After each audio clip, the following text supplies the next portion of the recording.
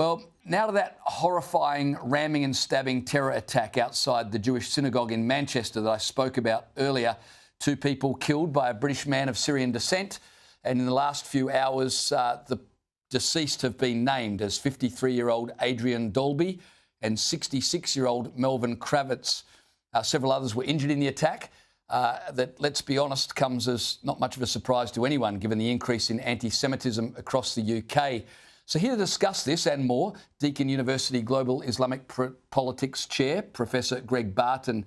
Greg, thanks for coming on the program tonight. A lot of critics are saying this attack in Manchester was a direct failure of UK authorities. Is that too harsh, or are they right? Well, it was a terrible incident. It appears to be a terrorist attack, and if a terrorist attack succeeds in killing people, that's a failure. There's no getting away from that. On the other hand, to put it in context, this is extremely rare in the UK. So something about the UK system has worked up until now. The other thing that needs to be said is it appears that one of the reasons that there wasn't a greater loss of life was the brave response of the members of the congregation, one of whom, in responding, lost his life. So there's nothing good about this, just the acknowledgement that it could have been very much worse.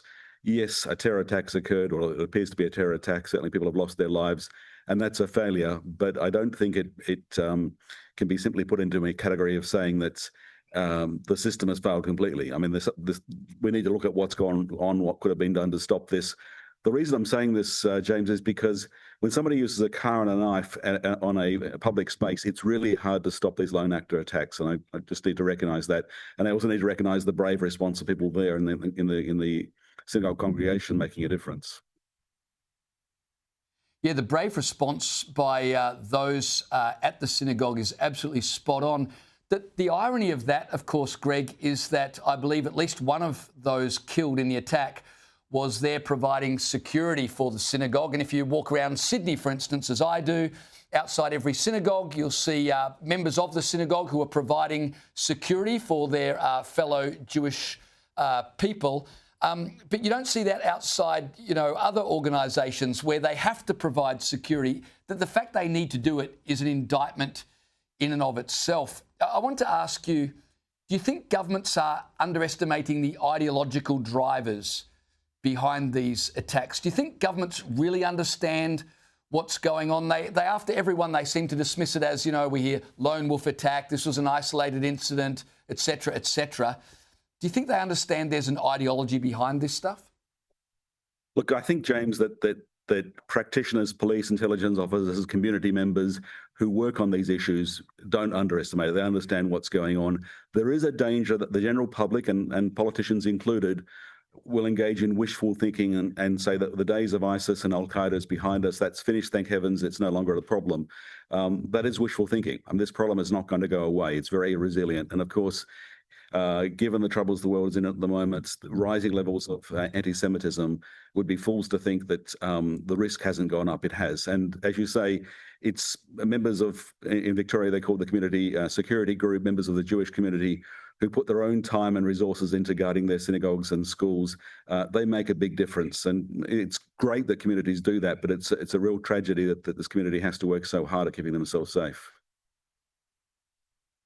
I was listening to my colleague Danica DiGiorgio, whose program was aired before this one, and she was talking about the fact that we should not just think, well, that was in the UK, it can't happen in Australia. So I wanted to ask you, how concerned should we be in Australia about something similar happening here?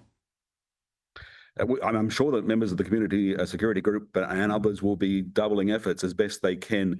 As I said, somebody acting by themselves using a car or other vehicle as a weapon and using a knife, it's really hard to stop that coming. So you need to do all you can with perimeter security, with making it hard to get vehicles near a premises at high speed, with slowing somebody down so you can limit the damage and improve the chances of response stopping them. That has been done, but I'm sure a lot more work will now be done looking at, well, where the weak points are, what more can we do? There has been a lot of work done in Australia over the years in dealing with this very threat. Bollards, planter boxes, steps, often we don't notice this, but if you look around at vulnerable spots, a lot of work's been done to harden them from people using a vehicle as a weapon. But unfortunately, there's always going to be weak spots, and this is an ongoing threat. It'll keep people awake at night because it is a real fear, and we can't easily say we've got a solution to it. Yeah, very good point. Greg Barton, thank you for your time.